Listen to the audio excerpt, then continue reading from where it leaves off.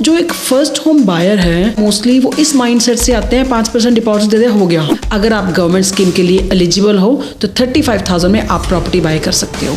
LMI से आपको कोई फ़ायदा नहीं होने वाला। LMI का ओनली बैंक को फ़ायदा है। स्टूडेंट वीज़ा वाले घर नहीं ले सकते। इंस्पेक्शन करने गए तो वीडियो बना लो, फोटोज़ खींच लो, पेरेंट्स को ले जाओ, फ्रेंड्स को ले जाओ। देखो कहने को तो डॉजी है ये, देखा जाए तो हम कैश कैसे ले सकते हैं ना, हम ऑस्ट्रेलिया में रहते हैं, आप कैसे किसी से कैश पकड़ सकते हो। बिल्डर्स ने पैसा ज़्यादा ले लिया था, काम कम किया था, स्पेशली जिन्होंने सोच रखा था कि अब हमने डाल देनी है insolvency. Home is there where your heart is. ये बात उतनी ही सच है जितना कि इस वाक्य में कहा गया है, क्योंकि घर होना वही होता है जहाँ पे आपका दिल होता है, रूह होती है, फिर परिवार बढ़ता है, बच्चे, वाइफ, हस्बैंड, आपके माँ बाप, ये सबको मिला के घर बनता है। दीवारों से घर नहीं होते, रिश्तों से घर होते हैं। पर वो घर बनाने में बहुत मुश्किल लगती है, बहुत हार्डवर्क होता है। इंडिया में तो होता ही होता है, पर जब हम बाहर आते हैं, दूसरी कंट्री में आते हैं, कई बच्चों की उम्र कम होती है, एज कम है, पर उनको घर लेने का सपना है। कोई कहीं पे है अपनी ज़िंदगी के, कहीं मकाम पे है, कोई किसी मकाम पे है, पर घर लेना फिर उसका प्रोसेस बहुत ही टीडियस होता है, बहुत ट्रिक्स होती हैं, बहुत सारे फ्रॉड्स हो सकते हैं। और पैसा यहाँ पे इन्वॉल्व होता है तो फ्रॉड्स एज ए सेड होते हैं, हो सकते हैं। उससे आपको कैसे बचना है, कौन सी चीज़ों का ख्याल रखना है, ये किससे पूछें और कैसे पूछें। कई बार हमें पूछना नहीं आता, कई बार हमें सही पर्सन नहीं मिलता जिससे पूछ सके। तो आज हमने इन सारी चीज़ों को ध्यान रखते हुए किरण सूद जी को अपने स्टूडियो में इनवाइट किया है। She is from deals for loans. Kiran has been nominated as mortgage broker of the year and women of distinction for 2021। ये टेस्टिमनी है उनके हार्ड वर्क की, कि वो कितनी डेडिकेटेड हैं अपने काम के लिए। उन्होंने हेल्प की है हंड्रेड्स ऑफ ऑस्ट्रेलियंस की कि अपना नया घर बाय करने के लिए, as a first home buyer, as investment और बहुत कुछ। तो आज हम उनके साथ पहली जो हमारी कॉन्वर्सेशन रहेगी about the first home buyer, उसकी कॉम्प्लिकेशंस, उसका प्रोसेस, उसके लिए क्या ज़रूरी है, क्या चीज़ हमें इग्नोर या अवॉइड करनी चाहिए और कैसे इस प्रोसेस में आगे बढ़ना चाहिए। चलिए मिलके स्वागत करते हैं किरण सूद जी का इन रूदारियाँ।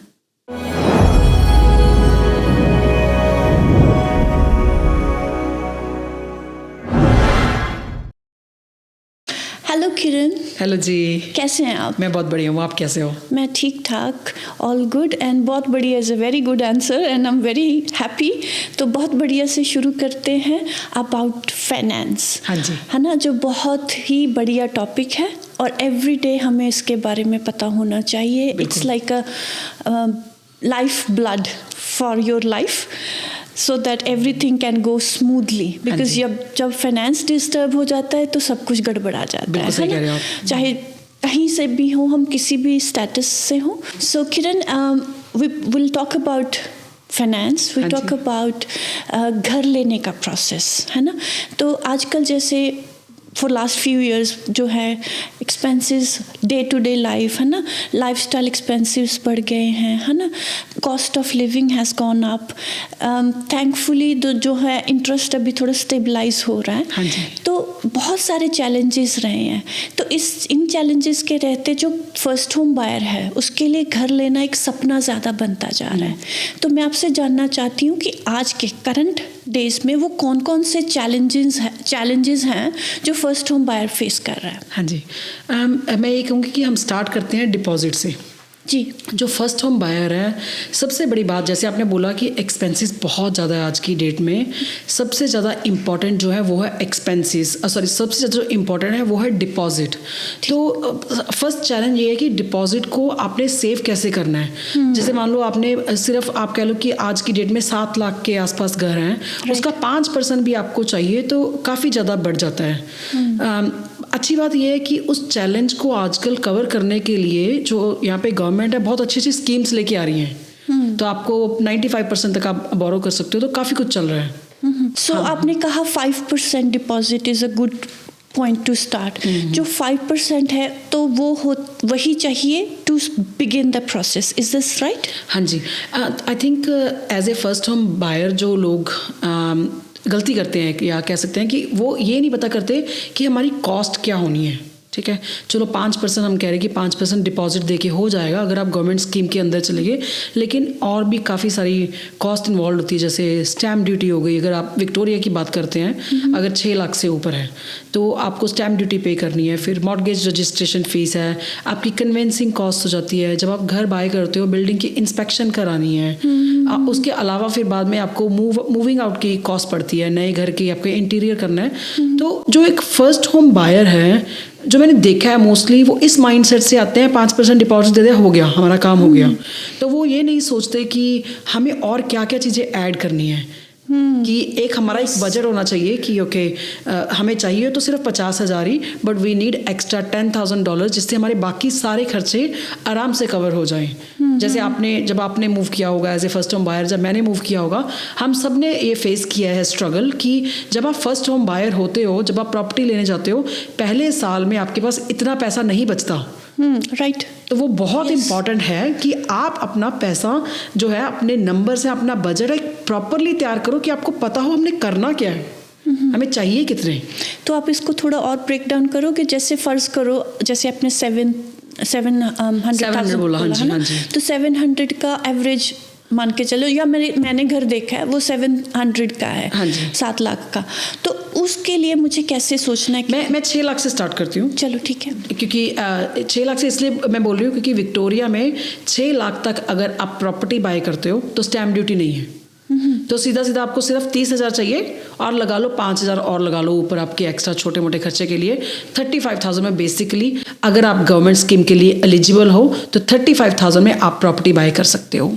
ओके। एंड आपने गवर्नमेंट हेल्प और ये बहुत बार मेंशन किया, what are the things the government can do in this process? Eligibility से स्टार्ट करते हैं, राइट। तो एलिजिबल होने के लिए you must be 18 year old, you must be Australian permanent resident और सिटीजन, एंड जो आपकी फैमिली इनकम है वो 2 लाख से नीचे होनी चाहिए। और अगर आप सिंगल हो, आपकी इनकम 125 होनी चाहिए। एक गुड न्यूज़ है न्यूजीलैंड के सिटीजन के लिए, अगर आप न्यूजीलैंड के सिटीजन हो, आप भी इस स्कीम के लिए एलिजिबल हो। Okay, so it's both New Zealand and Australian governments are doing this. No, Australian government is doing it. अभी क्या है कि न्यूजीलैंड से बहुत सारे लोग जो है ऑस्ट्रेलिया में मूव हो रहे हैं। तो अगर वो न्यूजीलैंड से मूव हो रहे हैं यहाँ पे, उनके लिए भी ये स्कीम है लास्ट ईयर से, उससे पहले उनके लिए नहीं थी। That's wonderful. That's wonderful. तो it's good for the New Zealanders as so well. ये होगी एलिजिबिलिटी। हाँ जी। तो क्या गवर्नमेंट हेल्प करेगी उसमें? तो जब आप 80% से ज़्यादा बोरो करते हो प्रॉपर्टी के ऊपर, आपको मॉर्गेज इंश्योरेंस लगती है, LMI।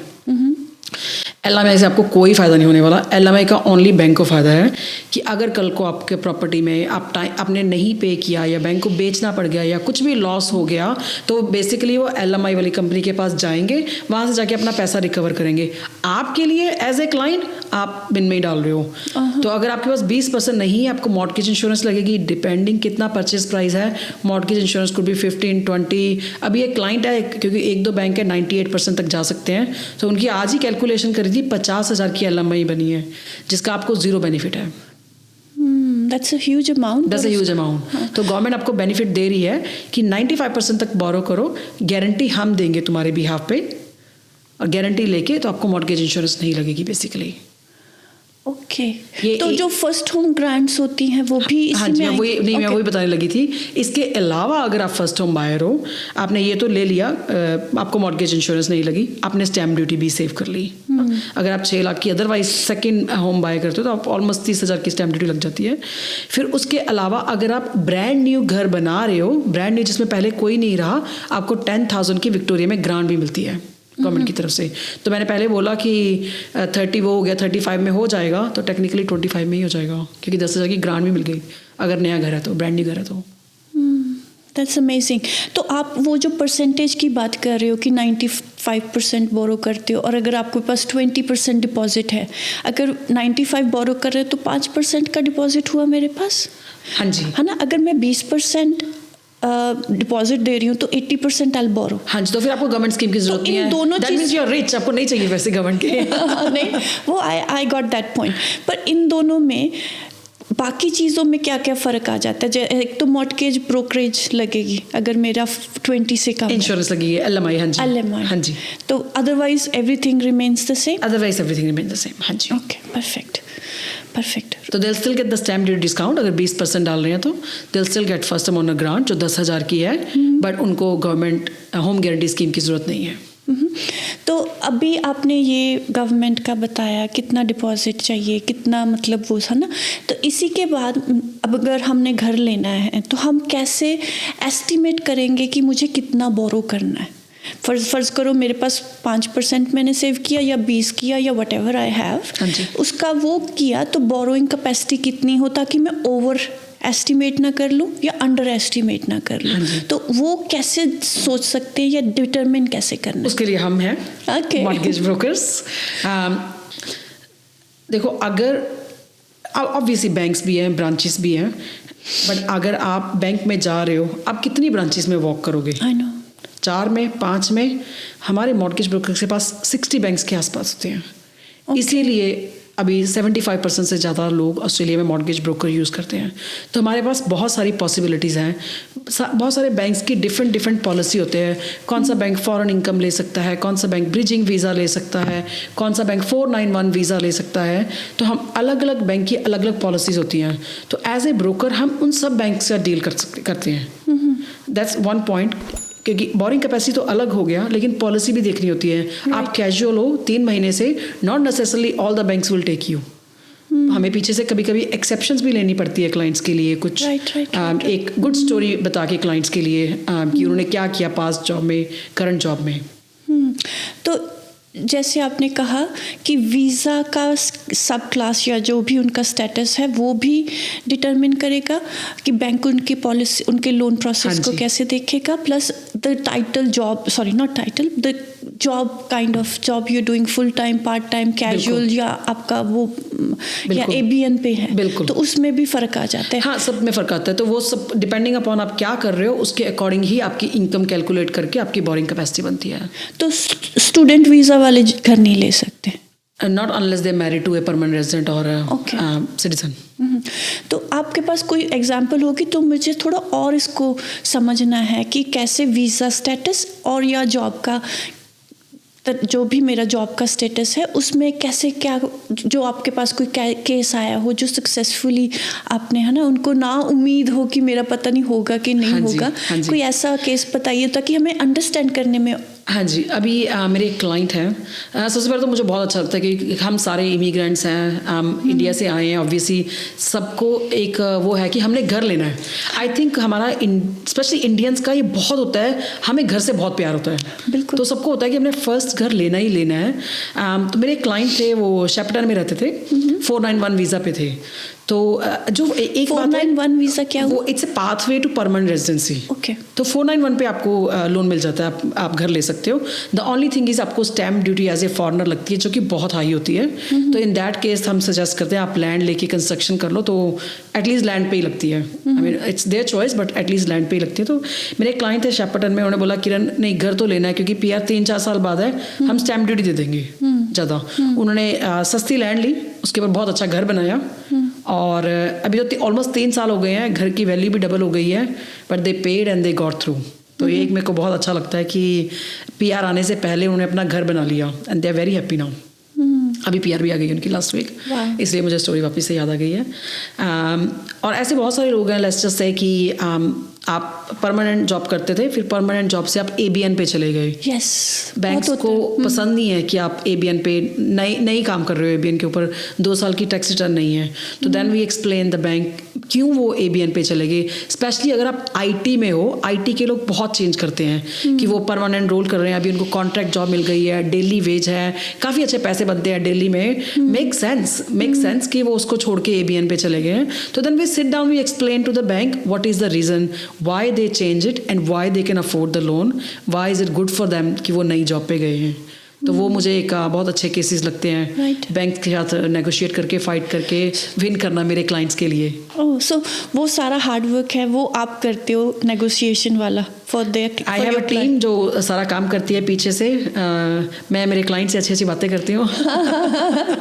That's good, that's good. तो आपने ये वाला वीज़ा का बताया, अब मेरे को ये भी बताओ कि स्टूडेंट वीज़ा जो अभी नया पर्सन है यहाँ पे वो क्या कर सकते हैं? देखो, ऐसा नहीं है कि वो लोन ले नहीं सकते हैं, वो लोन ले सकते हैं एज ए फॉरेनर, बट यही है कि डिपॉजिट ज़्यादा चाहिए। जैसे उनके लिए गवर्नमेंट की स्कीम्स अवेलेबल नहीं है, ओके, ठीक है, तो उनको 20% डिपॉजिट तो मिनिमम चाहिए ही चाहिए, ज़्यादा ही चाहिए होगा डिपेंडिंग अपॉन कौन से लैंडर के पास जाते हैं, क्या पॉलिसी है। उनको स्टैम्प ड्यूटी जो है वो बहुत ज़्यादा लगती है, 8% एडिशनल लग जाती है जितना हम पे करते हैं, Right. pretty much। और उनके लोन थोड़े एक्सपेंसिव होते हैं। ओके, तो देर आर जैसे एक क्लाइंट थे, वो इंडिया से, जैसे बच्चे उनके स्टूडेंट वीज़ा पे आए, उनके पेरेंट्स साथ में आए, ओके, पेरेंट्स साथ में आए, मेरे को मिले, उन्होंने सारा इंक्वायरी करी कैसे कैसे करना है। तो फिर उन्होंने प्लान बनाया कि हमने 6 मंथ्स में बच्चे को घर बाय कर देना है यहाँ पे, राइट, बच्चे के नाम पे, क्योंकि बच्चा यहाँ पे रह रहा है तो बच्चे के नाम पे उन्होंने घर बाय कर देना। तो ऐसा नहीं है कि घर ले नहीं सकते, ले सकते हैं, it's just the expenses bigger, much bigger. जैसे हम 491 वीज़ा की बात कर रहे हैं, तो एक और क्लाइंट है जो बड़ी अच्छी मुझे एग्जांपल लगती है। उन्होंने क्या किया था, उनके पास 20,000 डिपॉजिट पड़ा हुआ था। तो कहते किरण मैं क्या करूं, अभी पीआर तो आई नहीं है, सॉरी 4911 नहीं था उनका, देवर ऑन ए डिफरेंट वीज़ा पे थे। तो उन्होंने बोला क्या करूं मैं, 20,000 है, कहाँ इन्वेस्ट करें इसको। तो मैंने कहा अभी देखो, अगर आपको रिस्क लेना है तो आप ले लो, एक लैंड पे डाल दो, अगर जब तक लैंड की जब सेटलमेंट होगी आपकी पीआर आ जाएगी तो यू आर लकी, ऐसे कर लो। तो उनको बहुत शौक था घर लेने का, उन्होंने डाल दिया। And this is so true, कल उनको पीआर आई है और अगले दिन उनको मैसेज आया आपकी लैंड की सेटलमेंट 2 हफ्ते बाद है। Oh, can you believe it. Wow, और आज भी क्लाइंट से बात होती है ना कि ऐसे होता है कि दिस इज़ जस्ट लक। उन्होंने 20,000 डाला, 2 साल बाद उन्होंने बोला कि अभी सेटलमेंट आने वाली है, उसे 1 दिन पहले पीआर आ गई। It was an amazing story. Yes, and तब तक तो लैंड का प्राइस भी इंक्रीज हो गया। Absolutely, हाँ जी, बिल्कुल। उनको और डिपॉजिट डालना ही नहीं पड़ा था लैंड में, एक्चुअली कंस्ट्रक्शन में डालना पड़ा था, लेकिन जो 20,000 था उससे ही सेटल हो गया था कि लैंड काफ़ी बढ़ गई थी 2 साल में। हाँ, 2 साल में तो काफ़ी इंक्रीज हो जाता है। अभी हमने डिपॉजिट की बात की, वीज़ास की बात की, अभी कोई ऐसा सिनेरियो जिसमें इंसान के पास डिपॉजिट हो ही ना, हाँ जी। तो वो क्या करे, उसको मतलब डिपॉजिट इज दैट मस्ट या कुछ और भी हो सकता देखो, है? इसमें ना 2-3 सिनेरियो हो सकते हैं, राइट, जैसे कुछ एक क्लाइंट हैं जिनकी जॉब बहुत अच्छी है, वो लोन तो बहुत ज़्यादा सर्विस कर सकते हैं, लेकिन उनके पास डिपॉजिट बिल्कुल नहीं है। मैं एक स्टोरी बताती हूँ, मैं आपको एक क्लाइंट की एग्जांपल देती हूँ। They just move from India, job लेके सीधा एक बड़ी अच्छी कंपनी में, दोनों हस्बैंड वाइफ, 2-2.5 लाख पैकेज था, आए और फ्रेंड्स के साथ रह रहे थे। उन्हें कांटेक्ट करवाया, कह रहे किरण सीधा हमने वही करना है, घर लेना है, रेंट करना ही नहीं है, क्या करें। तो फिर उनके लिए हमने क्या किया, एक पर्सनल लोन ऑर्गेनाइज किया। तो उससे उन्होंने फिर अपना डिपॉजिट डाल के अपना घर लिया और फिर फटाफट उसको पे भी कर दिया, because they had good pay, but they were able to get the property right away. एक ये था। दूसरा, जो जिनकी इनकम लिमिटेड है, हमें पता है कि हमने कोई और लोन ले लिया, उसकी वजह से होम लोन में ट्रबल आएगी, तो हम क्या करते हैं, एक प्लान बनाते हैं अगले 6 से 12 महीने का, ब्रेक डाउन करते हैं। तो this is how I do it. I ask my client, आपका घर में बिना टैक्स के बाद कितने पैसे आते हैं, वाइफ के कितने आते हैं। एक बना लिया, 10,000 आता है घर पे। फिर मैं पूछती हूँ आप ग्रॉसरी पे कितना स्पेंड करते हो, आप शॉपिंग कितने की करते हो। फिर मैं देखती हूँ कौन कौन से एक्सपेंसेस हम कट कर सकते हैं और कौन कौन से हमें चाहिए ही चाहिए, ये तो हमने करना ही है। जैसे कॉफ़ी ले लो, ठीक है, ऑन एन एवरेज अगर आप लगाओ, हस्बैंड वाइफ रोज 1 कॉफ़ी पीते हैं, तो जो कॉस्ट है 1 साल की वो ऑलमोस्ट 2,500 से 3,000 है। सी, तो it's a lot of cost which a lot of people don't know, but क्योंकि हम वी सी एवरी डॉलर की क्या हो रहा है, तो we know a lot of it. तो हम क्या करते हैं उनके लिए, जो लोग करना चाहते हैं, हमेशा लोग क्या करते हैं ना, एक आई गेस ये एक हैबिट है, हम खर्चा पहले करते हैं, सेविंग बाद में करते हैं। और मैं सबको ये बोलती हूँ, सेविंग पहले करनी है, खर्चा बाद में करना है। हमने एक बजट बना लिया, हमें पता है 5,000 में वी कैन लिव, 2,500 का रेंट दे दिया, 500-600 की आपकी ग्रॉसरी आ गई, बिल्स हो गए, हमारा खर्चा 5,000 है। जिस दिन पे आई उसी दिन 5,000 साइड पे हो जाना चाहिए, so that you can live on the rest of the money. तो मैं एक प्लान बना के देती हूँ मेरे क्लाइंट्स को कि इतना पैसा हम रखेंगे, ऐसे सेव करेंगे, और फिर आई फॉलो अप, मैं अपने कैलेंडर में डालती हूँ, मैं फ़ोन करती हूँ, आज की डेट में आपका 25 हो जाना चाहिए था, हो गया ना? I try to check with my clients. Teacher कह सकते हो। मैं बोलती हूँ, मैं पहले ही बोलती हूँ, जैसे ही क्लाइंट मेरे पास आ गया मैं बताती हूँ I am a very annoying person, आप आ गए, इसके बाद रिस्पॉन्सिबिलिटी हमारी है। That's good actually. तो बहुत से क्लाइंट के हम फॉलोअप करते हैं, कितना पैसा हो गया, इवेंचुअली टाइम आता है और उतने टाइम में उनके पास इन्फॉर्मेशन इनफ होती है। मैं बोलती हूँ प्रॉपर्टीज देखनी भी शुरू कर दो, कभी कभी ऑक्शन पे भी चले जाओ, नॉलेज कलेक्ट कर लो।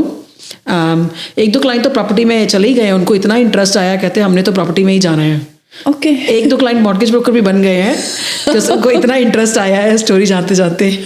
That's very interesting. सो ये कैलकुलेशन भी हो जाता है आपका साइड बाय साइड कि आप लोन कितना ले सकते हैं, वो कैसे होता है, वो सेपरेट होगा? हाँ जी, इनकम के अकॉर्डिंग हम ये तो कैलकुलेट कर ही लेते हैं कि कितना डिपॉजिट कैसे सेव लोन होना है। अगर हमने बजट बना लिया कि हमने 6 से 7 लाख के बीच की प्रॉपर्टी लेनी है, तो 7 लाख के अकॉर्डिंग डू द कैलकुलेशंस उनके लिए, और कैलकुलेशन करके उनको बता देते हैं। But also one more important thing is कि बहुत सारे लोग पैसे अपने डिपॉजिट जो पेरेंट्स से भी ले लेते हैं। अगर आप पेरेंट्स से भी पैसे ले सकते हो 5%, let's just say day 1 bank will accept it, कोई प्रॉब्लम नहीं है। सारे बैंक नहीं एक्सेप्ट करेंगे बट सम विल। तो फिर जैसे इनकम पे बेस होगा कि मुझे कितना लोन इनकम मिलेगा? बेस होगा, हाँ जी बिल्कुल, है ना? बिल्कुल। तो पहले घर देखना चाहिए कि पहले आपके पास आके एस्टिमेशन कराना चाहिए? देखो, एक इट्स वेरी इंपॉर्टेंट कि आप एक बार बात कर लो, उससे आपको एक आइडिया आ जाता है कि ऐसा नहीं होना चाहिए कि लोन हम 7 लाख का ले रहे हैं और घर हम 1 मिलियन के देखने शुरू कर दिए, अब सपने पहले ही इतने अच्छे से जा लिए, फिर 7 लाख का घर कभी पसंद नहीं आता। या बिल्कुल प्रैक्टिकली हाँ नहीं होता है। तो लेकिन अगर आपको पता है कि आपकी बोरिंग कैपेसिटी क्या है, then you start from there, then you actually do the right thing कि जो आपकी अफोर्डेबिलिटी में है। और मैं सबको बोलती हूँ first home is not your last home. हाँ जी, first home is the footing. एक बार अपने घर ले लिया, वो प्रॉपर्टी इक्विटी बनाएगी, उसी प्रॉपर्टी की इक्विटी हम निकालेंगे, नेक्स्ट प्रॉपर्टी लेंगे एंड बढ़ते ही जाएंगे। और एक बात और किरण, जैसे मुझे घर का मॉर्टगेज लेना है, तो जब मैं घर का मॉर्टगेज लेना है तो उसके पहले do I need to be debt free? Like मेरे पास कोई कार का लोन नहीं होना चाहिए, क्रेडिट कार्ड जो फ्लोट अराउंड करते रहते हैं वो नहीं होना चाहिए, या हो सकता है या नहीं हो सकता? मतलब वो क्या होता है, डेट फ्री केस होता है कुछ? हाँ जी, देखो 2 चीज़ें। एक ये कि आपके पास इतने सारे डेट्स हैं कि मैं आपको एग्जांपल ही देती हूँ। एक्चुअली ये भी हमने रिसेंटली किया किसी का डेट कंसोलिडेशन। गाड़ी थी, पर्सनल लोन था, क्रेडिट कार्ड्स थे, जिप पे, आफ्टर पे, बहुत कुछ था। 1000 यहाँ जा रहा है, 500 यहाँ जा रहा है, 400 वहाँ जा रहा है। It was way too much. तो उनके लिए, तो उनके पास अभी घर नहीं था, तो उनके लिए हमने क्या किया, सारे लोन्स को कंबाइन करके एक लोन बना दिया। अब एक ही रीपेमेंट हो गई उनकी, सारा क्लीनअप हो गया। $1000 यहाँ पे जा रहा है and then they bought their house, क्योंकि उनके पास 5, थोड़ा सा हमने बढ़ा भी दिया था, बट दे ऑल्सो हैड 5%, तो they were able to afford it. एक ये हो गया। एक ये कि आपके पास ऑलरेडी घर है, आपने घर बना लिया, अब घर लिया, उसके बाद गाड़ी ले ली, क्रेडिट कार्ड हो गया, इंटीरियर कराना था, फेंसिंग करानी थी, लेट्स जस्ट से कि आपका डेट हो गया। अब 1 साल के बाद हम दोबारा वैल्यूएशन करवा के, रीफाइनेंस करके प्रॉपर्टी में से पैसा निकाल सकते हैं ताकि उस घर को पे ऑफ कर दिया जाए। आई हैड ए क्लाइंट जिनके हमने ऑलमोस्ट 12-13 डेट्स एक बार क्लियर करे थे, क्योंकि उनके बहुत डेट्स थे। उनको घर लिए तो काफ़ी टाइम हो गया था, but life came in between, थोड़ा पैसा चाहिए था, इंडिया भेजा, पेरेंट्स बीमार थे, तो they used a lot of money here and there, personal loan ले लिया। तो वो सारा पैसा हमने कंबाइन करके उनकी प्रॉपर्टी में ही डाल दिया। तो उससे क्या हुआ, इंटरेस्ट रेट कम हो गया, रीपेमेंट एक हो गई। वो कह रहे किरण लाइफ इतनी अच्छी हो गई है, पहले तो हमें यही नहीं ध्यान रहता था 15 जगह पैसे कहाँ ट्रांसफ़र करने हैं हर हफ्ते, कोई क्रेडिट कार्ड में डालना है, कोई डायरेक्ट डेबिट हो रहा है। They said they were in very messy situation. तो अब वो बहुत आराम से एक रीपेमेंट करते हैं, not debt free, but I say always say home loan is a happy debt. Much more organized, I would say. पहले मतलब I can imagine यहाँ वहाँ then एक जगह पे जाना and then you can see what is left, or as you said what they can save. Exactly. और ऐसा नहीं अगर छोटा मोटा डेट है उससे होम लोन नहीं होगा, sometimes it's okay. अगर उनकी borrowing capacity है, it's okay to have a car loan or personal loan. But I also say हमेशा नया ड्राइववे देन नई गाड़ी। Yes. बिल्कुल। और एक चीज़ और होती है, जब क्रेडिट हिस्ट्री ना क्लियर हो, जैसे मेरी बैड क्रेडिट हिस्ट्री हो, तो मैं क्या कर सकती हूँ? हाँ जी, बैड क्रेडिट हिस्ट्री वालों का भी लोन हो सकता है। ओके, डिपेंड करता है सिचुएशन क्या है। अगर आपने किसी बैंक का पैसा नहीं दिया तो उस बैंक के पास जाना इज़ डेंजरस फॉर श्योर। वो बैंक आपको नहीं देगा। ये बहुत बहुत बिग एरिया है क्रेडिट हिस्ट्री का। इट कुड बी जस्ट एक कभी ऑप्टस का बिल देना भूल गए या आपने एड्रेस चेंज कर लिया था तो उसके बाद आपका नाम उसमें चला गया। In that cases sometimes it's okay, banks understand घर चेंज हो गया था, as long as this a real story, as long as it is true कि आपने पर्पसली उसको नहीं इग्नोर किया, वो इग्नोर हो गया और हो जाता है। People change houses a lot of times. The hardest ones are when आपने कभी बैंक का पैसा नहीं दिया, ठीक है, तो फिर दोबारा क्रेडिट लेना हार्ड हो जाता है। लेकिन उसके लिए भी there are some third tier lenders जिनके पास आप जाके ले सकते हो। बट अगर आपकी क्रेडिट रेटिंग अच्छी नहीं है तो रिमेंबर कि ऑब्वियसली आपको अगेन ज़्यादा डिपॉजिट डालना पड़ेगा, ज़्यादा इंटरेस्ट रेट लगेगा। On the same time some people have a bad credit because वो अपने पार्टनर से अलग हो गए हैं। हस्बैंड वाइफ दोनों के नाम पे घर है, अब वाइफ तो पे कर रही है, हस्बैंड कह रहा है मैंने नहीं पे करना, ठीक है। अब वाइफ अकेली अपनी इनकम से उतना डेट पे नहीं कर सकती, तो कभी कभी उस तरीके से भी क्रेडिट रेटिंग खराब हो जाती है। इन समटाइम्स इन दो सिचुएशंस बैंक अंडरस्टैंड। तो इट रियली डिपेंड्स, बहुत वास्ट एरिया, बहुत सारे डिफरेंट रीज़न हो सकते हैं। अगर लेट्स जस्ट से कि यही सिचुएशन थी और आपकी गलती नहीं थी, there are some companies who can also help you to remove that bad credit from your name and आपकी क्रेडिट रेटिंग ठीक हो सकती है। तो अगर हमें, जैसे आपने कहा बहुत वास्ट एरिया है, तो मैं कहाँ जाके देखूं कि मेरे नाम पे कुछ है या नहीं है? आप इक्विफैक्स से अपनी क्रेडिट रिपोर्ट कर सकते हो, बट हम अपने क्लाइंट्स के लिए हमेशा पहले चेक करते हैं। Equifax there are other companies as well, but basically काफ़ी बैंक जो है इक्विफैक्स यूज़ करते हैं। तो उससे सारा पता चल जाता है कि कैसी टाइप की, उससे पता लग जाएगा आपने कहाँ कहाँ पे लोन अप्लाई किए थे, कहाँ कहाँ क्रेडिट कार्ड लिए थे, कब आपने इलेक्ट्रिसिटी नहीं ली है, फ़ोन नया लिया है। It will have everything about you. Okay, it's good to have that information. It's good to have that information. हाँ जी, बहुत बार भी नहीं डाउनलोड करना चाहिए, बट जस्ट रिमेंबर जब भी आपका मॉर्गेज ब्रोकर आपके लिए लोन अप्लाई कर रहा है, they are checking your credit file to make sure कि उसमें कुछ है तो नहीं है। बड़ी बार ऐसा होता है क्लाइंट्स को पता ही नहीं होता, दे डोंट नो कि they moved house, Optus bill भेजी जा रहा है, फिर उन्होंने रिपोर्ट कर दिया और उसको पता ही नहीं है बंदे को कि ये हो गया। तो जब हम देखते हैं तो पता लगता है कि नहीं, इसके ऊपर तो नहीं है, अब इसके ऊपर तो मार्क लगा हुआ है। तो what are the hardest marks that bank will say no to them, like red flags? I will say the biggest one is obviously जब आप अपनी इंसॉल्वेंसी डिक्लेयर कर देते हो उसके ऊपर आ जाता है कि आपने नहीं पे किया किसी भी तरह का debt, that is one of the big ones. Hardship is also, अगर लेट्स जस्ट से कि आपके अगले 2-3 महीने आप नहीं पे कर सकते और आप बैंक को फ़ोन करते हो ये सिर्फ बोलने के लिए कि हम अगले 1 या 2 महीने के लिए नहीं पे कर सकते, ज़्यादातर वो आपको हार्डशिप में डाल देते हैं। तो ऑन द साइड नोट मैं बोलती हूँ कभी कभी को 1-2 दिन लेट हो गया वो चलेगा, नॉट दैट मुझे ये बोलना चाहिए, बट अगर आप बोल देते हो ना फ़ोन करके, मैंने मोस्टली देखा है वो आपको हार्डशिप में डाल देते हैं, जो आई थिंक लोगों के लिए काफ़ी डिफिकल्ट होता है क्योंकि आपकी क्रेडिट फाइल पे आ जाता है। Okay, so basically stay on top of everything as much as possible, है ना? जिस दिन प्रॉपर्टी सेटल होती है, even though it was less deposit, मैं मेरे क्लाइंट्स को बोलती हूँ अब से हमारा गोल ये है कि हमारे ऑफसेट अकाउंट में हमेशा 3 महीने की रीपेमेंट पड़ी होनी चाहिए। जॉब चेंज भी कर ली, कुछ हो भी गया, अगर आप लेके चलते हो कि अगले 3 महीने की रीपेमेंट पड़ी है, कुछ ऊपर नीचे होता है तो at least you are always covered. आपने काफ़ी कुछ मेंशन किया, अब मेरे को थोड़ा सा इसको लेट्स क्लब इट टुगेदर। हाँ जी, मुझे ये बताओ, मैं आपके पास आती हूँ, मुझे पूरा प्रोसेस बताओ कि फर्स्ट होम बायर का क्या प्रोसेस रहेगा, बिकॉज हमने बहुत सारी बातें की, अभी इसको एक स्टोरी में पिरोते हैं। ठीक है जी। तो लेट्स जस्ट से कि हमारे पास फर्स्ट कॉल या फर्स्ट क्लाइंट वॉक इन करता है जी। जो फर्स्ट स्टेप है वो फर्स्ट क्लाइंट से मीटिंग मैं ही लेती हूँ हमेशा, फर्स्ट मीटिंग या कॉल मैं ही लेती हूँ। तो first call will be about 40 to 45 minutes, जिसमें मैं क्लाइंट को पूरा प्रोसेस एक्सप्लेन करती हूँ, स्पेशली अगर फर्स्ट टाइम बायर है तो, कि घर को लेने का प्रोसेस क्या है। ये तो पता कर लिया, घर की इंस्पेक्शन कर ली, देख के आ गए, अब क्या? यस, ठीक है। तो मैं सबसे पहले उनको प्रोसेस एक्सप्लेन करती हूँ, जिसमें मैं थोड़ा सा प्रोसेस के बारे में बताती हूँ कि मैं बोलती हूँ क्लाइंट्स को आपने घर देखा, इंस्पेक्शन करी, इंस्पेक्शन इतने डिटेल में करो कि turn the taps on, open the garage door, fans on करके देख लो, टॉयलेट फ्लश करके देख लो, प्लम्बिंग इशू तो नहीं है, जितना मतलब आप कर सकते हो डिटेल में चेक कर लो। एक और ये भी है कि जैसे मान लो आपने देखा कि मैं एक एग्जांपल ही बताती हूँ एक्चुअली। मेरे एक क्लाइंट थे, उन्होंने प्रॉपर्टी बाय करी 1.2 मिलियन की, और जब चाबी मिली तो बाथटब ब्रोकन था। ठीक है, हमने कहा ऐसे कैसे हो गया कि बाथटब ब्रोकन हो गया, क्योंकि मैं मेरे क्लाइंट्स को बोलती हूँ इंस्पेक्शन करने गए तो वीडियो बना लो, फोटोज खींच लो, पेरेंट्स को ले जाओ, फ्रेंड्स को ले जाओ, जो आपको लगता है एक ऐसा फ्रेंड है जो हर छोटी छोटी गलती निकालता है, उसको ले जाओ साथ में। तो हमने बाई चांस क्या हुआ था, हमने उस क्लाइंट के ने फोटोज ले रखी थी, उसे मुझे शेयर भी करी हुई थी। तो क्या हुआ था कि बाथरूम में उन्होंने ब्लैक टॉवल बिछा के उसके ऊपर फ्लावर्स रखे हुए थे।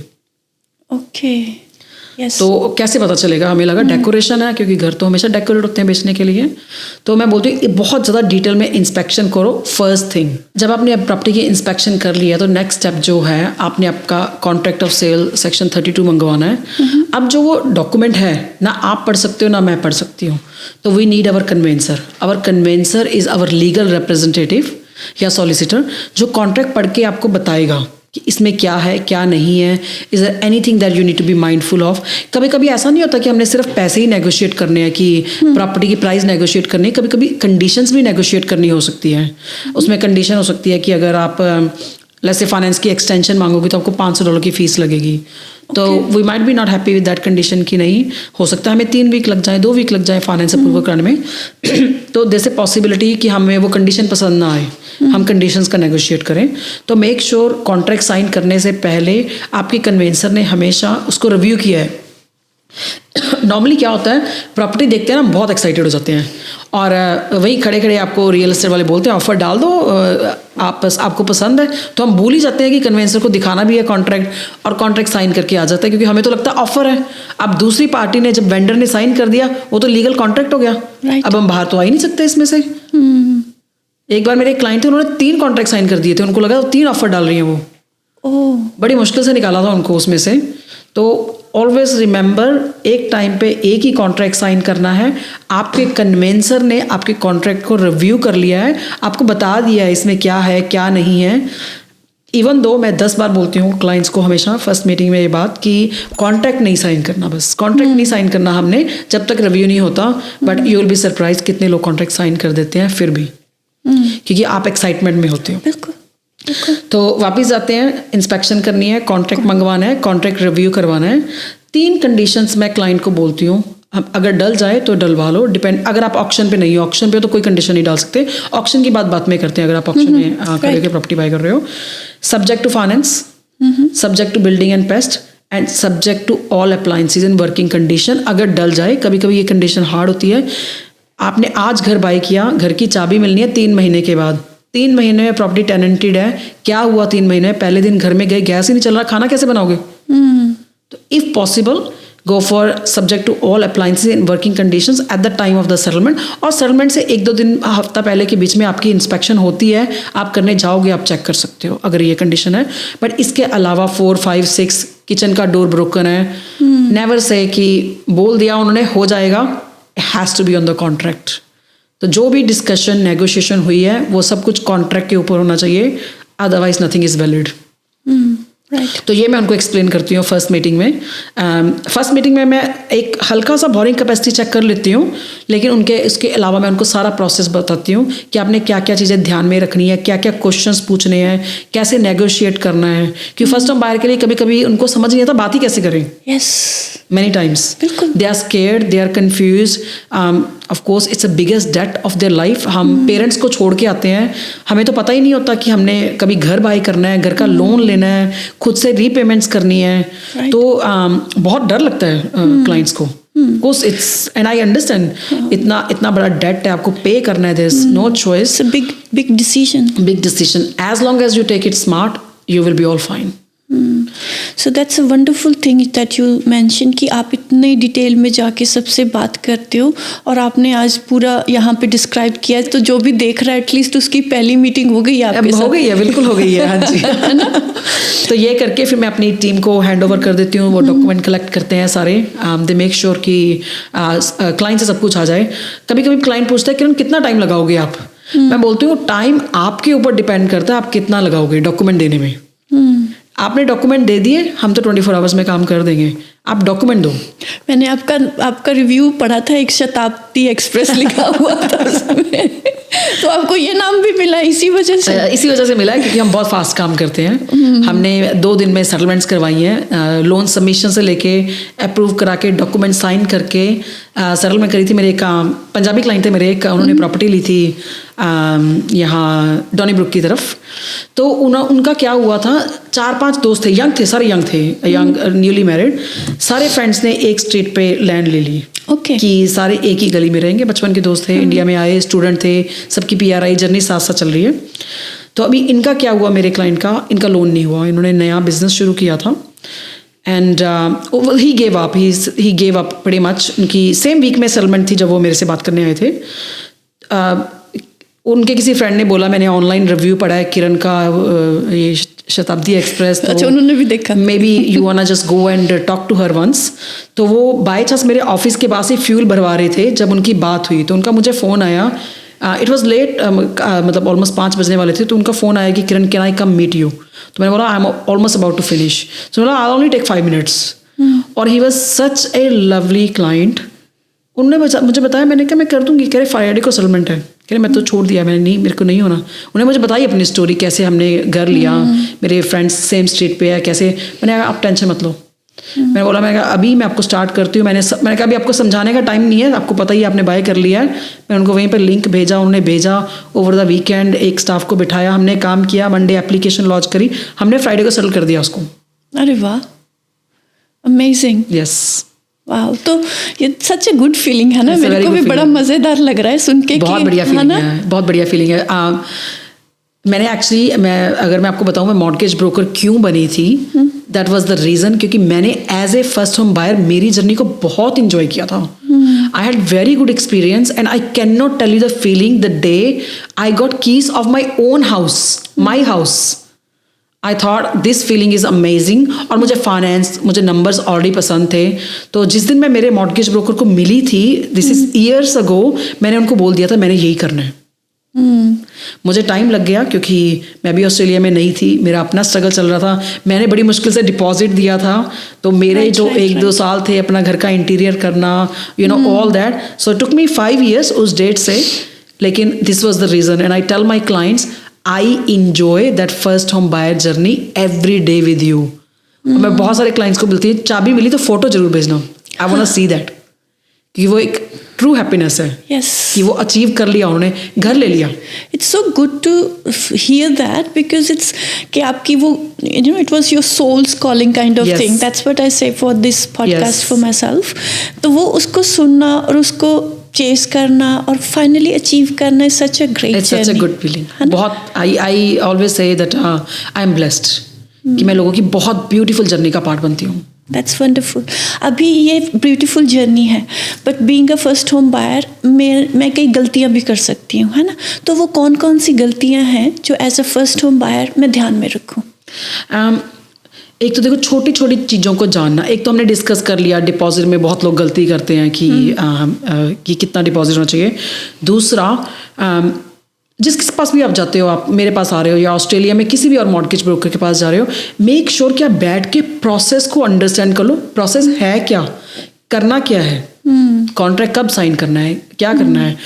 उसके अलावा, अब चलो ये तो हमने छोटी छोटी चीज़ें डिस्कस करी, उसके अलावा कि ऑफसेट अकाउंट क्या होता है, वेरिएबल रखना है कि फिक्स करना है उस टाइम पे। तो वो सारी छोटी छोटी चीज़ें जो है, जैसे मैं मेरे सारे क्लाइंट को बोलती हूँ, लोन को वीकली पे करो क्योंकि इंटरेस्ट रोज कैलकुलेट होता है, पैसे ऑफसेट में पड़े ही हैं, आपको क्या फ़र्क पड़ता है, आप थोड़ी मेहनत कर रहे हो, बैंक डायरेक्ट डेबिट कर रहा है, वीकली करे, फोर्टनाइटली करे, मंथली करे, तो वीकली फोर्टनाइटली करो। सो ये सारी चीज़ें भी फ़र्क पड़ता है, बहुत फ़र्क पड़ता है छोटी छोटी चीज़ों से। और पेशेंटली चलना इज़ इम्पोर्टेंट। एब्सोल्युटली, हाँ जी। तो जब ये सारा कुछ हो जाता है, उसके बाद जो एक होता है प्री अप्रूवल जैसे, है ना, वो उसके क्या मायने हैं सही सेंस में देखा जाए? अभी ना इसको हम रिलेट करते हैं पिछले टॉपिक से, जब हमने बोला था कि मैं आपको ऑक्शन के बारे में बात बताऊंगी। यस, हाँ जी। अगर आपके पास प्री अप्रूवल नहीं है, आपने ऑक्शन पे प्रॉपर्टी बाय कर ली, क्या गारंटी है कि लोन हो ही जाएगा? जैसे मैंने बोला, कभी कभी लोगों को नहीं पता होता कि उनके क्रेडिट फाइल के ऊपर कुछ है। अगर आपके पास प्री अप्रूवल है, यू आर श्योर आपका लोन हो गया है, ठीक है।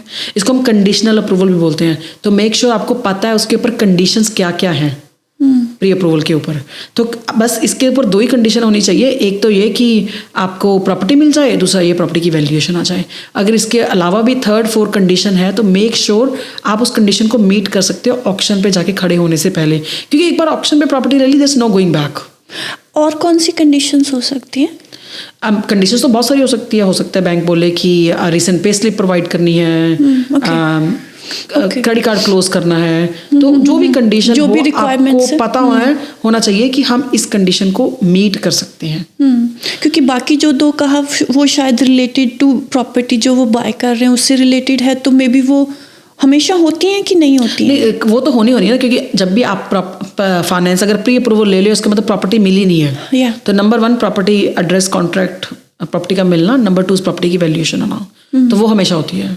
So pre-approval can be a game changer. It can be a game changer. 1, of course, you can buy in auction or outside. 2, imagine करो अगर 10 लोग प्रॉपर्टी बाय करने आए हैं और आपके पास सिर्फ प्री अप्रूवल है। मैं तो मेरे क्लाइंट को बोलती प्रिंट करके पॉकेट में डाल लो।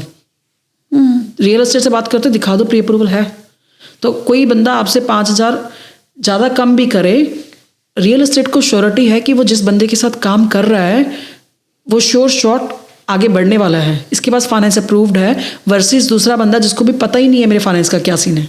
राइट। तो you are already 1 step ahead with the pre approval. And वो उनको भी कॉन्फिडेंस देगा कि हाँ ये मतलब this deal will be closed quickly. Real estate को कॉन्फिडेंस आएगा, वेंडर को कन्विंस आएगा, आपको खुद को कॉन्फिडेंस आएगा ऑफर डालने में। राइट। तो pre approval is very important. तो मेरे को एक चीज़ और समझनी है किरण कि जैसे मैं सैलरीड हूँ या मैं ABN पे काम करती हूँ, इन द लोन्स वर्ल्ड और मॉर्टगेज की दुनिया में ये दोनों चीज़ें कितनी अलग हैं और कितनी सिमिलर हैं? बहुत अलग है। लोन सिमिलर है लेकिन प्रोसेस डिफरेंट है। अगर आप PAYG सैलरीड एम्प्लॉय हो तो आपको सिर्फ एक पे स्लिप प्रोवाइड करनी है, बस दैट्स इट। एक पे स्लिप दी, लोन हो जाएगा। लेकिन अगर आप ABN के ऊपर काम करते हो, ट्रेडिशनली 2 साल के फाइनेंशियल्स चाहिए होते थे, पर आजकल बहुत चेंज हो रहा है, 1 साल के फाइनेंशियल चाहिए हैं। मैं एक चीज़ और ऐड करूँगी, जो भी लोग सेल्फ एम्प्लॉयड है, क्योंकि सालों से ये बात हम कहते आ रहे हैं कि आप सेल्फ एम्प्लॉयड हो, लोन लेना हार्ड है, लेकिन अभी बहुत चेंजेस आ गए हैं। अगर आप अपनी कंपनी के एम्प्लॉय हो पिछले 6 महीने से, proper employ of your own business, you can still go as a PAYG and take the loan. Okay. तो डिपेंड करता है आपने अपने बिजनेस की स्ट्रक्चर कैसे सेटअप कर रखी है। स्ट्रक्चर बहुत इंपॉर्टेंट है, भले वो आपके बिजनेस की हो, भले आपके लोन की हो। कई बार होता है कि कोई बंदा सिंगल हो या अनफॉर्चुनेटली वो सेपरेट हो गए हों, सिंगल इनकम के लिए घर लेना है, तो वो हो सकता है? Is it possible? बिल्कुल हो सकता है। डिपेंड करता है उनकी इनकम कितनी है। अगर वो बिल्कुल सिंगल हैं तो ऑफ कोर्स बहुत बड़ा लोन नहीं होगा, डिपेंडिंग अपॉन कितनी उनकी इनकम है वो ले सकते हैं लोन। कभी कभी सिंगल मदर्स होती हैं, जैसे आपको इनकम आ रही है प्लस आपको फैमिली टैक्स बेनिफिट A आ रहा है या B आ रहा है, या आपको चाइल्ड सपोर्ट मिल रही है अपने एक्स पार्टनर से, तो वो सारी चीज़ें ऐड हो सकती हैं इनकम कैलकुलेशंस में। Okay. तो डिपेंडिंग अपॉन कि क्या क्या है income, that can all be added एक आपकी बोरिंग कैपेसिटी को चेक करने के लिए। और काफ़ी बार ऐसा भी होता है कि जो सिंगल मदर्स हैं, कभी कभी वो आई हैड ए क्लाइंट जो 2 सिंगल मदर थी, वो दोनों रेंट करती थी मिलके ताकि रेंट कम हो जाए, तो दोनों ने एक इन्वेस्टमेंट प्रॉपर्टी ले ली, फिर रेंटल इनकम भी ऐड हो जाती है इवेंचुअली। तो डिपेंड करता है कि आप क्या कर सकते हो। आई गेस एक डिस्कशन से हम उनको बता सकते हैं क्या क्या ऑप्शंस हैं उनके पास। It's more about having your personal conversation and ना फिगरिंग आउट, क्योंकि ये जो हमारी बातचीत है वो बहुत जनरल लेवल पे है। तो अगर आपको ज़्यादा कुछ एडवाइस चाहिए तो आप किरण से कांटेक्ट कर सकते हैं, और कोई भी ऐसी set any mortgage broker in Australia है। बिल्कुल, हाँ जी। तो इसके रिलेटेड आपके पास कोई है ऐसी स्टोरी जो आप हमारे? देखो, इसके रिलेटेड हैप्पी स्टोरीज तो नहीं है ज़्यादा, मैं आपको ये बोलूँगी। एक तो स्टोरी मैंने रिसेंटली पहले भी शेयर करी है ऑनलाइन, कि मेरी एक क्लाइंट थी, वो उनका घर था, काफ़ी बड़ा घर था, ऑलमोस्ट ओवर 1 मिलियन का लोन था उसके ऊपर, एंड शी गॉट सेपरेटेड, और उसका 4 साल का बेटा था। शी वॉज वेरी यंग, बहुत यंग थी, 4 साल का उसका बेटा है, और उसको बोल दिया गया था, उसने काफ़ी लोगों से बात करी कि मेरे को लोन लेना है, और उसको बोल दिया गया तेरा लोन नहीं होना, क्योंकि जिससे भी उसने बात करी थी उन्होंने नहीं पूछा कि तेरा चाइल्ड सपोर्ट क्या है या बाकी सब कुछ, they did not put it all together.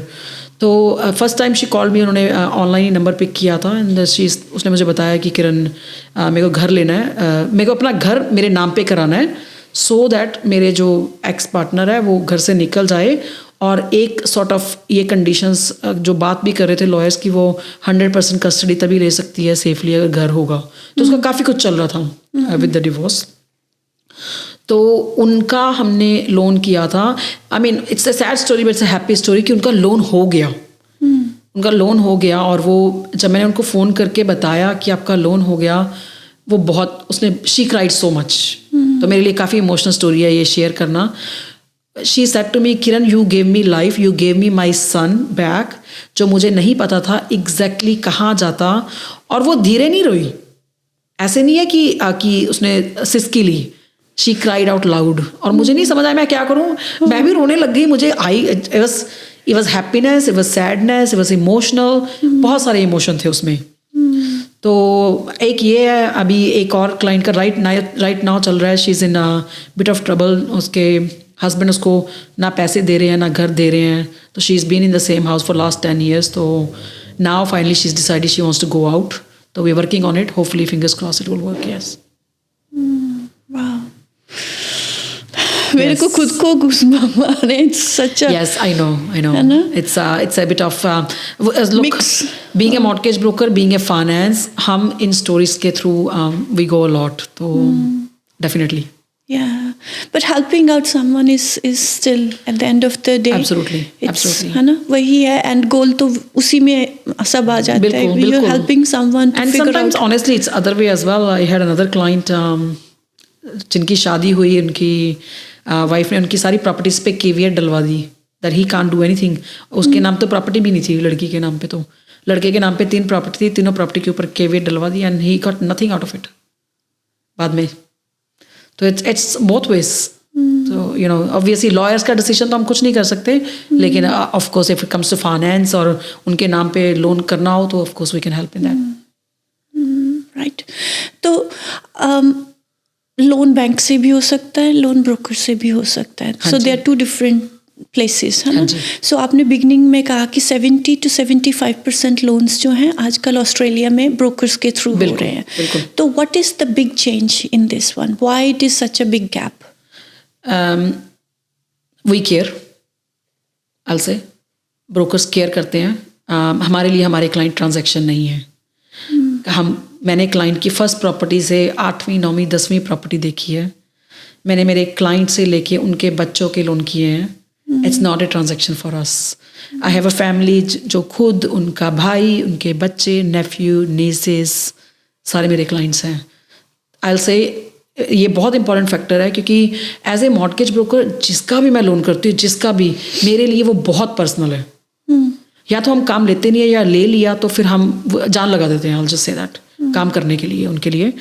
तो mortgage brokers care, I should say that, not me. I think we all mortgage broker care a lot for our clients. One of the most important reason. Second reason again, अभी आपने एक branch में walk किया, उन्होंने बोल दिया loan नहीं होगा। एक बार तो एक क्लाइंट थे जो 4-6 महीने बैठे ही रहे, उन्होंने बोला, बैंक ने बोला लोन नहीं होना। फिर किसी फ्रेंड ने बोला एक बार बात करके देख लो, शायद हो जाए, and then we went to different lender. I also had, जब जिस बैंक में बिठा के लोन डिक्लाइन किया था, उसी बैंक में मैंने उसी क्लाइंट का लोन अप्रूव करा के सेटल किया था। Wow, that's amazing. तो it's because we care again. और हमें तो of course we have no salary, we gonna earn only if you settle. अगर एक प्रैक्टिकल बात भी करें तो, right, apart from caring and everything, we also need to get paid. तो we dig in, we find out कि आपका bonus क्या है, आपको ओवर टाइम कितना मिला, कोई अलाउंस मिलती है, कोई फ़ोन का, गाड़ी का पैसा मिलता है। तो we dig in डिटेल कि कहाँ से हम इनकम निकालें कि हम आपका लोन बना दें। अरे वाह, किरण, केयर की बात की, मेरे को ना एक क्वेश्चन और दिमाग में आ गया, because I do the podcast now. So मेरे को बहुत क्वेश्चन पूछे जाते हैं, even though I am not in the field. कई लोग कहते हैं, दीदी आपको पता है कि आज मैं फ़लाने ब्रोकर के पास गई, and then they ask me for $10,000 कि आपको लोन हो जाएगा, पता नहीं होगा, पर इतने पैसे लगेंगे।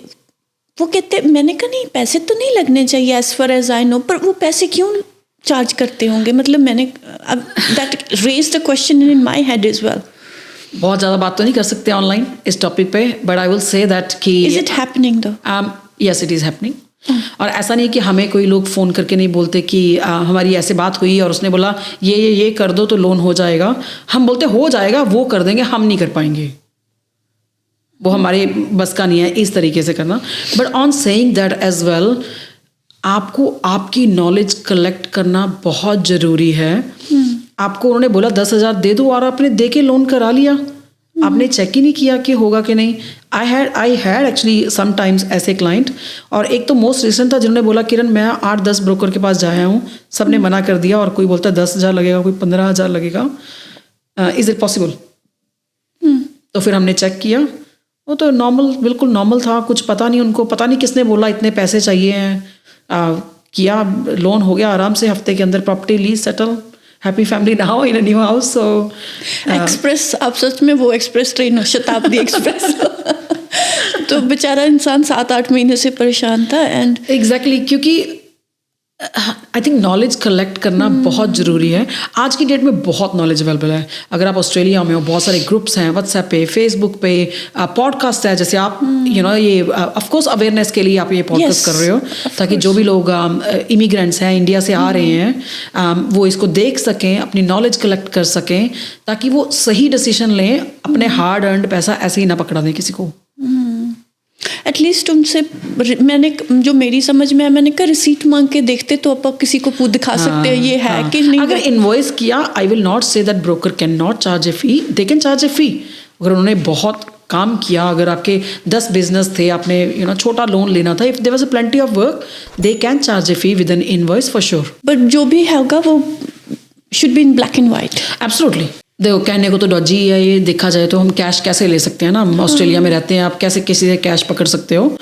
तो लाइक मैंने बोला कि अगर आप इनवॉइस कर रहे हो, आप कर सकते हो, बट बुरा भी लगता है, टू बी ऑनेस्ट, बहुत बुरा लगता है कि कई लोग अपने पेरेंट्स से पैसे मंगवा रहे हैं, आप बिजनेस कर रहे हो, आप बच्चों को घर छोड़ के नाइट शिफ्ट लगा के आ रहे हो, और फिर आप वो कैश किसी को पकड़ाई जा रहे हो। ठीक है, लेने वाला भी अनएथिकल साउंड हो रहा है मेरे को। इट इज़, बट हम क्या कर सकते हैं? आई नो, एटलीस्ट हम बात करते हैं तो एटलीस्ट लोगों को पता लगता है। बिल्कुल, सुनो बिल्कुल। प्लीज, मे बी अगर आप इस चीज से गुजर रहे हो तो ask the right questions, do your diligence, homework करो, अपना पढ़ाई पढ़ो, समझो। और किरण को फोन कर लो अगर नहीं पता। मेरे को प्लीज फोन करो। मैं देखो, मैं सबको ये बोलती हूँ, मैं मॉर्टगेज ब्रोकर बनी हूँ, इट डजंट मैटर मैं आपका लोन करूं या नहीं करूं।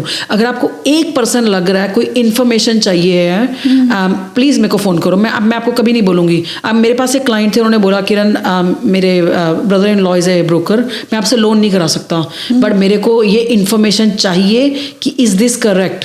मैंने हैप्पीली बताया, ही वॉज ऑनेस्ट, मेरे को कोई प्रॉब्लम नहीं है। अगर हम किसी इंडस्ट्री में हैं, अगर मैंने इतनी नॉलेज कलेक्ट कर रही है, अगर मैं आपको नॉलेज नहीं दे सकती, then what is the point?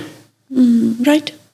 तो प्लीज़, अगर आप ऑलरेडी प्रॉपर्टी बाय कर चुके हो, आप जर्नी में हो, माइंड में कुछ चल रहा है, नॉट हैप्पी, लग रहा है सही किया गलत किया, माइंड में कुछ है, please feel free to talk to me. Kiran, आप बाकी बहुत सारी बातें की अबाउट, है ना, जैसे जो भी प्रोसेसेस हैं to buy a house, mortgage कैसे लेना है, केयरफुल कैसे रहना है, किस चीज़ का ध्यान रखना है। नाउ कई बार जैसे आपने बात की कि वो एक जो बच्चे थे, स्टूडेंट्स थे, या वो 4 फ्रेंड्स एक ही लाइन में घर ले रहे थे, अब उनको कंस्ट्रक्शन कराना होगा, है ना। तो कंस्ट्रक्शन जो होगा उसमें भी तो कॉम्प्लिकेशंस आती होंगी, उसका क्या प्रोसेस होता है? हाँ, देखो, अभी कॉम्प्लिकेशंस की बात करें तो अभी आपने देखा कितने बिल्डर गए हैं। तो एक क्लाइंट है 2021 से घर बिल्ड हो रहा है, अभी भी नहीं हुआ, अभी भी नहीं हुआ। तो सोचो, इतने सपने लेके बंदा शुरू करता है। तो of course there are some sad parts, but एक मैं प्रोसेस बताती हूँ कंस्ट्रक्शन का क्या है। जब आपने बिल्डर के साथ बात कर ली, कंस्ट्रक्शन कॉन्ट्रैक्ट कर लिया, जो कंस्ट्रक्शन की पेमेंट होती है बिल्डर को, स्टेजेस में होती है। जैसे बेस स्टेज हो गया, डिपॉजिट आपने पहले दिया, फिर बेस दिया, फिर फ्रेम दिया, लॉकअप किया, फिक्सिंग हो गया, तो स्टेजेस में होती है। अगर हम स्टेजेस में पे करते हैं तो इसका मतलब ये नहीं है कि आपका कंस्ट्रक्शन लोन पूरा अप्रूव हो गया था, आप पूरे कंस्ट्रक्शन लोन के ऊपर आप पे करोगे इंटरेस्ट। तो जितना बिल्डर ने मान लो 1 लाख की इन्वॉइस भेजी, आधा घर बन गया था, तो 1 लाख के ऊपर ही आप इंटरेस्ट पे करोगे। और आज की डेट में बैंक क्या करते हैं, कभी कभी क्लाइंट बहुत होते हैं, किरण जल्दी जल्दी पे करा दो, जल्दी जल्दी पे करा दो, बिल्डर की इन्वॉइस आ गई। लेकिन आज की डेट में बैंक पसंद करते हैं, या कह लो कि प्रोसेस में आ गए हैं, कि वो एक इंस्पेक्टर भेजते हैं कि बिल्डर ने जितना पैसा लिया उतना काम किया है।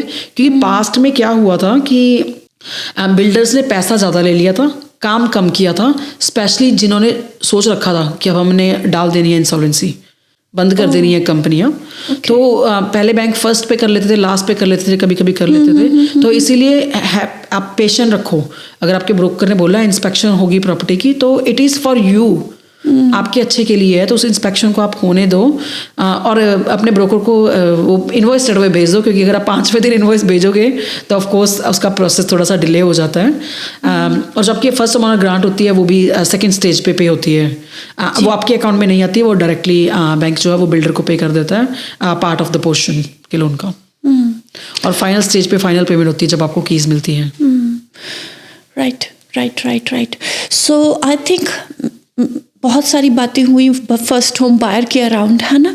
तो what would be the main key points, takeaways that you would share with your viewers कि क्या क्या मेन चीज़ें हैं जो वो ध्यान, जो हमने अभी काफ़ी सारी मेन चीज़ें हैं वो डिस्कस कर ली है। एक जब सारा प्रोसेस हो जाता है, एक चीज़ मैं क्लाइंट को हमेशा बोलती हूँ कि अब आपने इतना बड़ा डेट ले लिया, भगवान ना करे कल को आपको कुछ हो जाए, तो अब आपका पार्टनर आपकी केयर करे या काम करे, घर को पे करे, मेक श्योर आपकी जो इंश्योरेंसेस हैं वो इन प्लेस हैं, ठीक है? आपकी लाइफ इंश्योरेंस, आपकी हाउस इंश्योरेंस। हम हमेशा गाड़ी की इंश्योरेंस करा लेते हैं, अपनी नहीं कराते।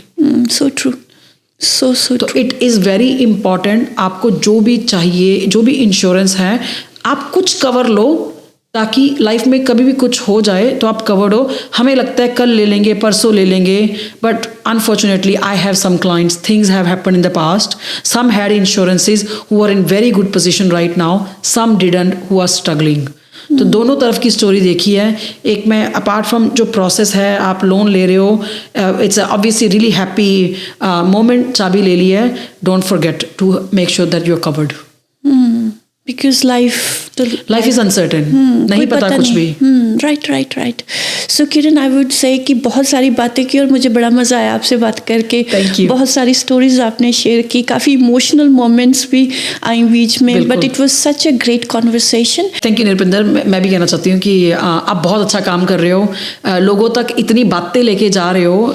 यू नो, घर पे बैठ के लोग हीटर ऑन करके अभी इसको पॉडकास्ट को सुन सकते हैं और इन्जॉय कर सकते हैं, और साथ के साथ उनको पता भी लग जाएगा प्रॉपर्टी कैसे बाय करनी है। So true. Thank you so much for your time. I'm very grateful. Thank you so much. Thank you.